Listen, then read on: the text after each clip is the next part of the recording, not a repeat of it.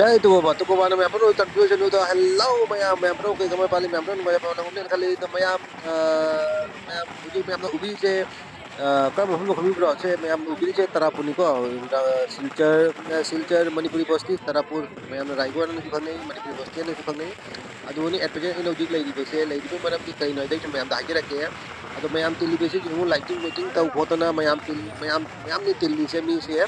ado ai hajira kai mami na tili ba kholi ba se aju mayam phajatra je use lighting ase ase mi mayam ne ba tili se ko ai Tarapur ni lai cha Raigor Manipuri Bosti ado mayam ai hajira ke tili ba bam se kai noi dong asi actually Kali Puja ki dasami ni mini ba ase dasami se moi Kali Puja ki lai thada ba ki chat ba ki matang ni se ase bom ba phajatra ajai he tap he bajana aduni ase lai thada ba ki chat ba ki matang ni ko mayam ase lai se ai dum jangal ke Kali mai se ase moi handaki kali ma se jam chaw ye ba ko ado ai jangal tu ada lai sing je chaw bi je phajatra jung se ase ni chaw re phajatra chaw re ai di mana ka chang u re chaw re ba se ke thang dum to jangal ke ado khang de camera tu kamai na uri ba chaw re phajatra chaw re ado Manipuri Bosti Tarapur Manipuri Bosti ki Kali Puja ni ko se Kali Puja ki murti ni ma ki murti ni Kali ma ki murti ni ase uji thada ba chato ri ni adu ki ni mayam da se lang ko tu mayam pilli ba se aja cum jang mina si mayam skip tau tau jang video se nuai ni ado mayam video se tum jang ko mayam ai channel se subscribe ko bi nu subscribe karo ko bana ko leba bell icon click karo sambil bell icon click karo pe kana ne pu ina betung da ano do video upload to ka ko thang ni ko ado asi video se kana na Facebook page se jang video kana mayam ai Facebook page ko follow to ko bi nu ado video se like share comment to ko bi nu mayam ado chandu na mayam kada ri jing ado lamadi comment to habi ro ai se kada ri jing habi do ado pare mayam aduni se tatore ngak le daga ado tum jeng ni siko mayam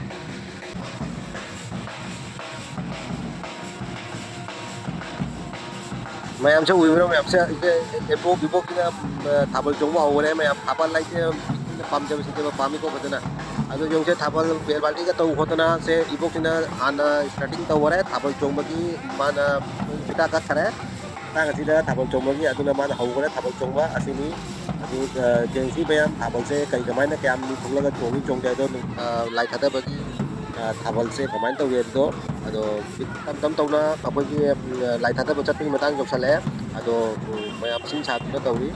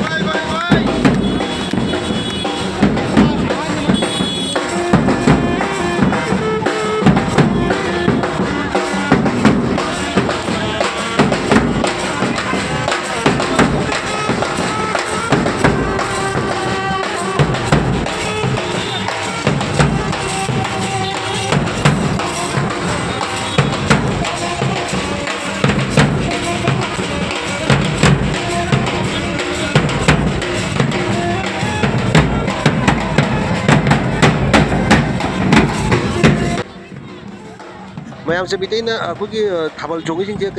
akogi lagi mamang ni ba ko gari ki mamang ni aduga asiga na lei je mitai ngata ni akogi Tarapur se actually mitai Bengali loi pulle ba mix ni ba lei phom je ko aduna ke lei se se mamang jongi na akoi mitai thabal ngata ni ba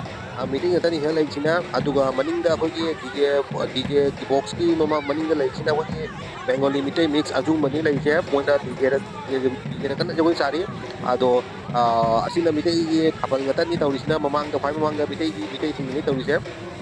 thabal ado asini ado jingak le chalani mi sum tam tawna jam gale me am jam gale ado ai jengala ke sum ngami mo kai katai bo jangan ngam me bido ado mayam asiga leire asiga chauna banner da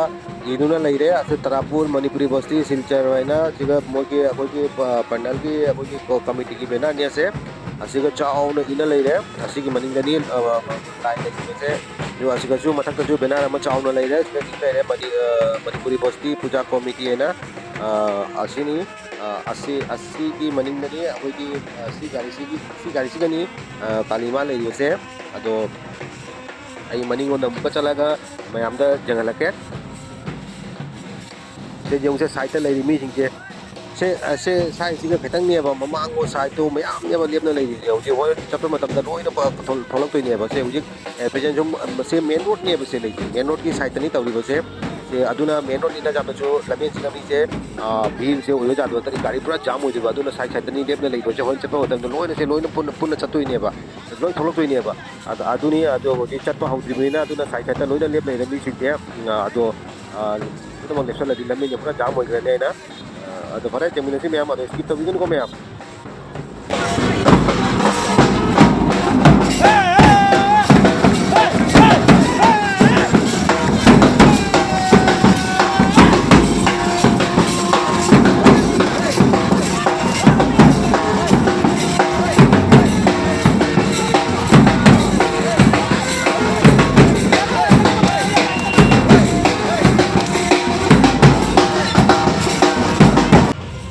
mayam hore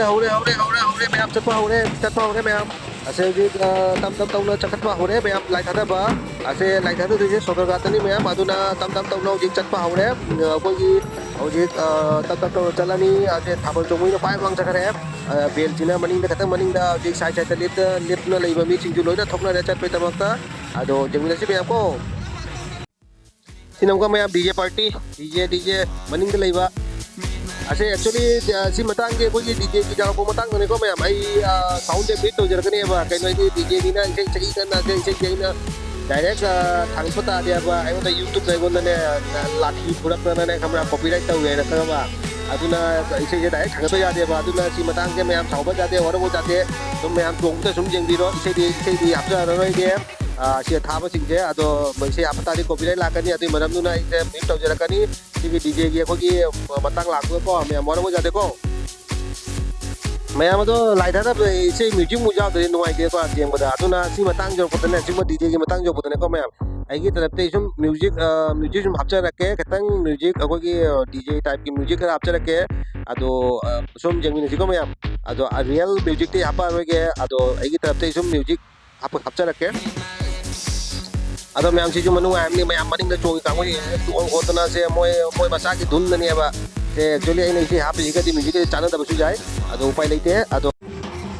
ado mayam ai wa re maning nang ko chat maning nang ko chat mamang nang ko la ka se bi te jing thabal chong ma di lep te moi lep pa ja de moi gi di thabal chong ma lep pa ja de sung le lep pa ja de a tai ta da jong bo ji tung chong chat tu ni ado je mamang nang ko la ko da jung thabal chong le na me ado asini maning nang ko jo ko chau de di da si mamang nang ko la thabal bel party ka thabal ga ekdam bo mi ju jame mayam ko sini jom jeng bole pa ja de mayam ado video je copy jo sale mayam ado subscribe to video jang bi bo ado please subscribe to bio ro jang na subscribe to solo jang na site le ni subscribe na chaw na ida na subscribe le ni ado manak ta ko subscribe to nang loi ba ko khata pai thor ni ado ju click ja la to solo mayam obvio ni ko ado mayam Facebook ta jeng na follow to bio mayam na follow to bi dari kana to bi do di to follow tak to bi ra mo ado video je nuai kana like share to ro ju mayam ta jeng ni ga ju share to ro ga jeng no jani ado mayam ko bi ga nu ado ko jare ga di comment macha am tak to bi ro ko nuai te am se video se ko sini mayam ado sum jengmina si mayam ado skip tau bi kan skip tau di kesum nungai pa kangoi ado mayam jengmina si ko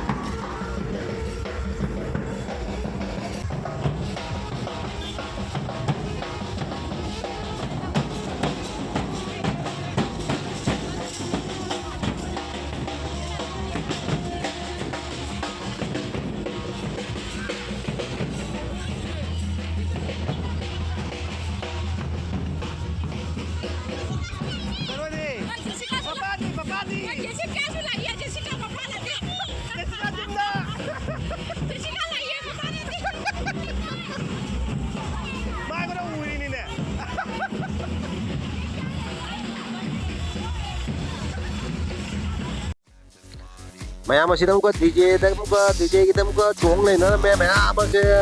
cuang ini yang cam mana sih cuang ini macam thok punya apa cuang sih ko mayam actually se real se diri ko south game tadi ekdam music wala ne ba ai ko isa tak ni se tap ka ba se actually ai ne se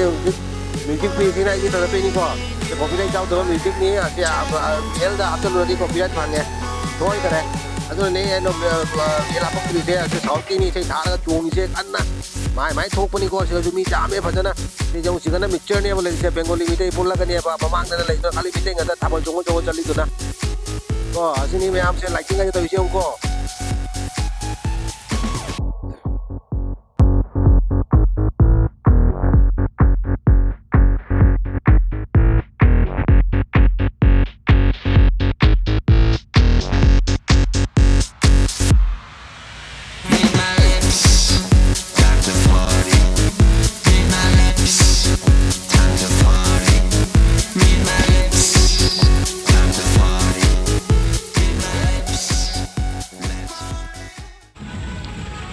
mayam masih ada lagi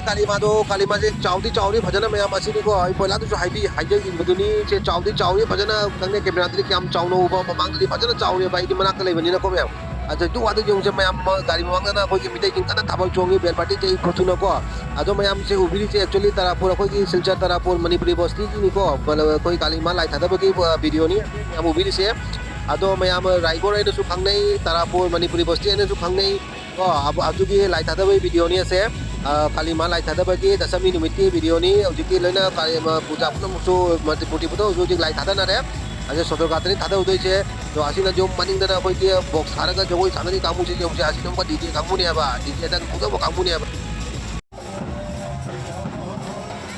koi box ne ai ni khel le ko thabal che mana sai jongoi je sune je to ni jong ja koi box ni ju pita ju kakwa jong ju lep te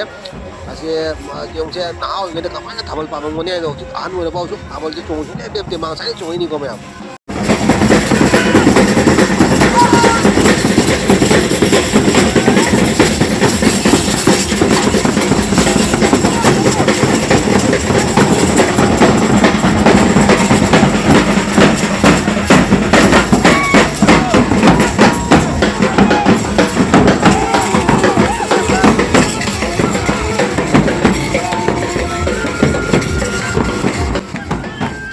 mayam akhoi mi te ki thawal gi akhoi music se tab ne ko isa ni to thab isa ni ni yo sin ko iman ba ma ju pra mi jum ga ne ta ko ko je ge oi la cái nang cái ni ba ma lai thada mi ju ai ba ko ba asi ni ba mi ki thawal ni ma ko ta ri ba to re tra ba ai ba ta ba da ki ko thawal ko ni ba kana no ba jaw ti ni ke ta ni thawal ki pam da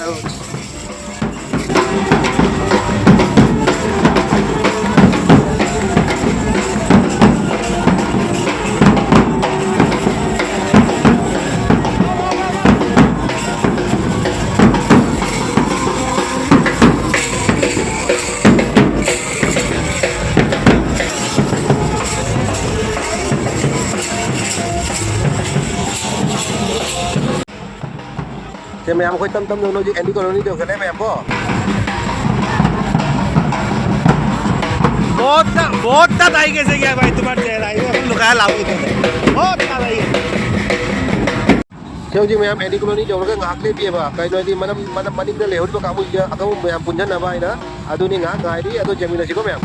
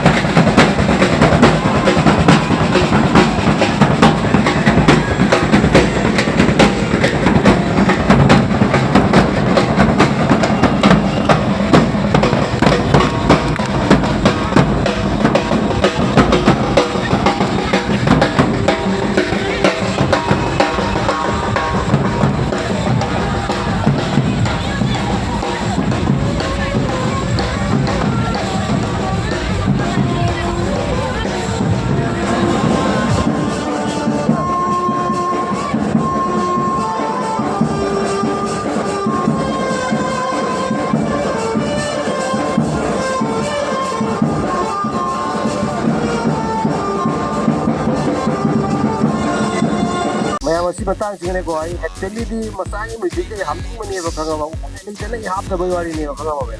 असिंगने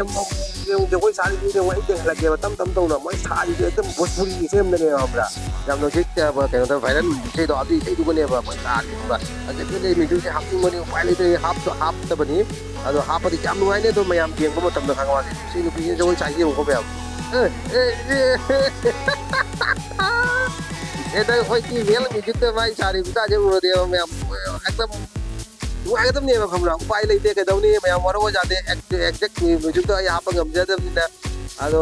खंगे अदुनी मैं अदो video जे तम तम तम ना लोइतरे असि मतांग के लोसल लगे मैं अदो याद तो गमरोय अदुना सियानी न तो ये बा बाजे ये नोय बानी असि अनि ये बा अदुनी मैं भाई मतांग सिदा जुमे वीडियो से लोसल लगे अदो मैं